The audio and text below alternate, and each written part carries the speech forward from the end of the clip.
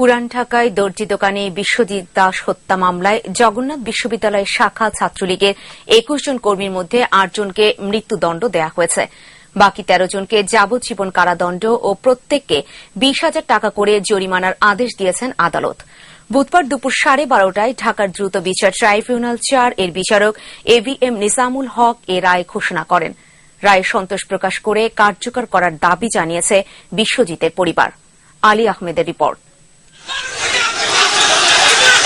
গেল বছরের ৯ ডিসেম্বর বিরোধী দলের অবরোধ কর্মসূচি চলাকালে বাহাদুর শাহ পার্কের কাছে পথচারী বিশ্বজিৎ দাসকে জগন্নাথ বিশ্ববিদ্যালয় শাখার ছাত্রলীগের কর্মীরা নির্মমভাবে হত্যা করেন।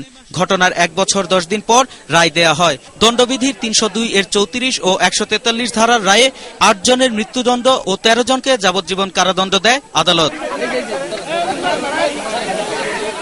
মৃত্যুদণ্ড পাওয়া ছাত্রলীগের ৮ কর্মী হলেন রফিকুল ইসলাম ওরফে শাকিল, মাহফুজুর রহমান ওরফে নাহিদ, GM রাশিদুজ্জামান ওরফে শাওন, কায়ুম মিয়া, ইমদাদুল হক ওরফে এমদাদ, সাইফুল ইসলাম, রাজন তালুকদার ও নূরে আলম ওরফে লিমন। তাদের মধ্যে রাজন তালুকদার ও নূরে আলম পলাতক, বাকি ৬ জন কারাগারে আছেন।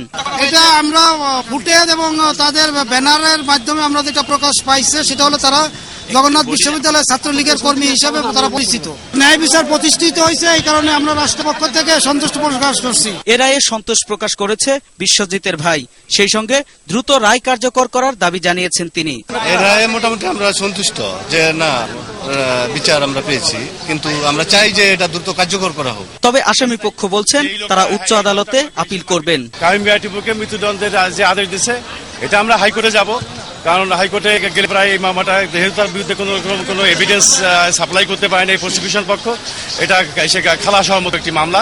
রায় পর্যবেক্ষণে বলা হয়েছে হরতাল বা অবরোধ আহ্বানকারী ও বিরোধী পক্ষ সতর্কতা অবলম্বন না করলে বিশ্বজিতের মতো আরো হত্যাকাণ্ড দেখতে হতে পারে। আলী আহমেদ, ২১ টেলিভিশন, ঢাকা।